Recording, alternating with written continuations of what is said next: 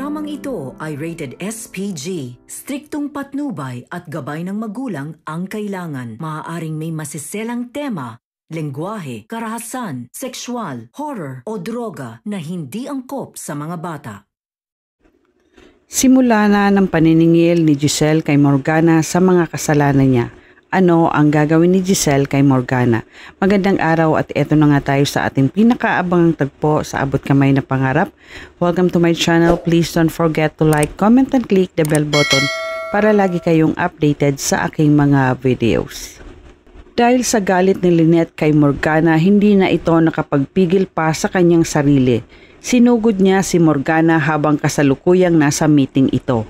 At bilang ganti ni Lynette kay Morgana, harap-harapan niya itong ipinahiya sa harap ng mga board members dahil sa ginawa nitong pagpapadala ng damit kay Chang Susan na pangburol.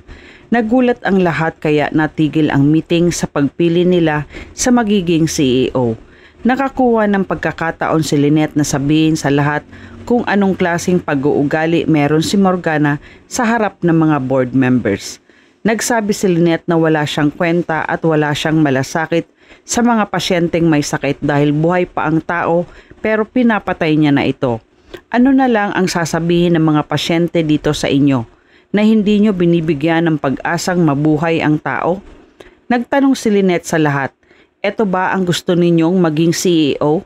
Ikinagulat nila ang lahat sa sinabi ni Lynette pati na si Morgana at si Madam Chantal. Habang si Robert naman natuwa sa ginawa ni Lynette. Galit na galit si Lynette sa kasamaang pag-uugali ni Morgana sa ginawa nito kay Chang Susan. Kaya napapaisip ang mga board members na hindi si Morgana ang nararapat na maging CEO ng Apex. At ngayong nabunyag sa lahat ang tunay na kulay na pag-uugali ni Morgana, tiyak na hindi nila gugustuhin ang tulad ni Morgana na maging CEO ng Apex. Naging pabor para kay Robert ang ginawa ni Lynette at tuluyan niyang napahiya si Morgana. Sa labas, kinausap ni Robert si Lynette at pinasalamatan niya ito dahil ibinunyag na ang totoong ugali ni Morgana sa harapan ng lahat. Nagsabi naman si Lynette na dapat lang yun sa kanya. Binalik ko lang ang ginawa niya kay Chang Susan para manaman ng lahat na hindi siya karapat-dapat maging CEO ng Apex. Samantala, si Giselle hindi na din napigilan ang galit niya kay Morgana at kailangan makagawa siya ng paraan para makaganti kay Morgana. Tinawagan niya si Froilan ang tapat na tauhan ng papa niya. Sinabihan niya ito na gusto niyang pagbayarin si Morgana sa lahat ng ginawa nito sa kanya. Nais niyang makitang pinagtatawanan ng buong mundo si Morgana habang umiiyak ito sa kahihiyan.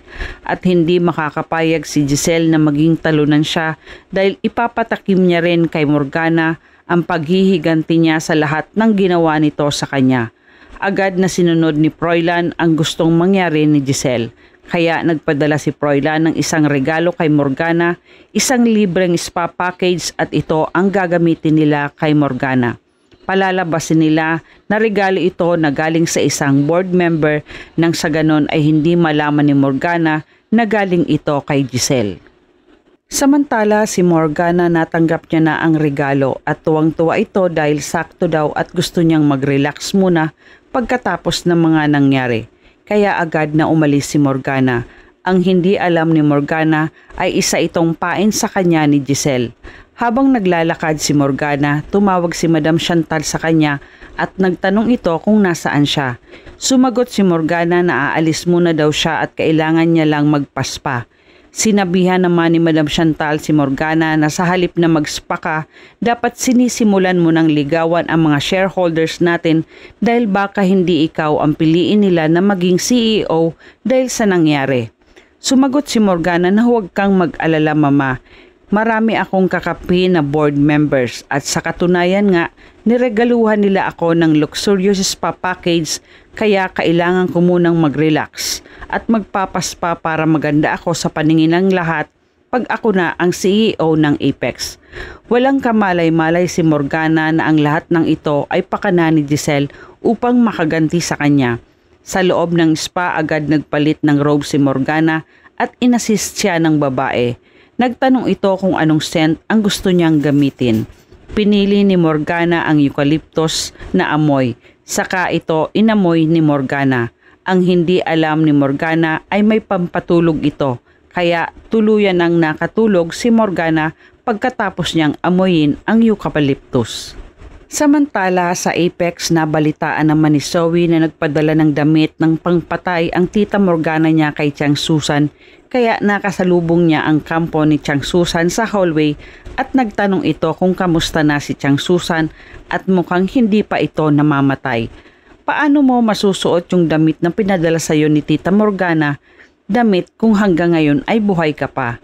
Dahil sa kabastusan ni Zoe, hindi nagustuhan ni Robert ang mga pinagsasabi nito kay Chang Susan. Kaya sinabihan niya ito na tumigil na siya dahil hindi na nito iginalang at inirespeto ang matanda. Galit naman na sinabi ni Zoe na wala siya talagang respeto kay Chang Susan kahit noon pa man at wala siyang pakialam kung magkasakit pa ito o mamatay. At dahil sa sinabi ni Zoe, nagalit si Lynette at nilapitan niya si Zoe. Sinabi ni Lynette kay Zoe na tama lang na ibinalik ko sa tita Morgana mo ang regalong damit niya sa patay kasi mas bagay sa kanya at saktong-sakto sa kanya nung pinasukat namin sa kanya yung damit. Sana sumunod na din siya doon sa nanay mong si Moira sa impyerno at magsama silang dalawa. O pati ikaw sumama ka na din dahil wala ka din pinagkaiba sa kanila. Kayo at ang pamilya ninyo ay mga demonyo sa kasamaan. Hindi alam ni Zoe ang sasabihin niya dahil napahiya siya, kaya umalis na lang ito kaysa tuluyan siyang pagtulungan ng kampo ni Chang Susan. Samantala sa spa, pumasok na si Giselle nang sabihin sa kanya ng babae na tulog na si Morgana sa kwarto. Pumasok si Giselle at nakita niyang mahimbing na natutulog si Morgana. Pinagmasdan ni Giselle si Morgana at mas lalo itong nagalit dahil sa nakikita niya ang pagmumukha ni Moira kay Morgana. Maya-maya binati siya ni Giselle ng hello at ipinakilala niya ang kanyang sarili kung sino siya ngayon. Siya ngayon si Miss Bigenza o pwede din itong tawaging Revenge. Kinakausap niya si Morgana habang tulog ito. Nagsabi si Giselle na akala mo hindi kita babalikan sa mga ginawa mo sa akin. Hindi ako papayag, Morgana. Sisiguraduhin ko na pagbabayaran mo ang lahat. At ito na ang oras at araw ng paniningil ko sa iyo sa mga kasalanang pinaggagawa mo sa akin. Ibabalik ko sa iyo ang mga ginawa mo sa akin kung paano mo ako pinahiya sa buong mundo. Maya-maya ay pumasok na din si Froilan at inutusan niya ito kung ano ang gagawin nila kay Morgana. Ano ang gagawin ni Giselle kay Morgana at matuklasan kaya nila na si Morgana ay si Moira? At yan ang ating pakaabangan dito lang sa Abot Kamay na Pangarap. Huwag bibitiw at huwag kalimutan mag-subscribe. Maraming salamat po and God bless.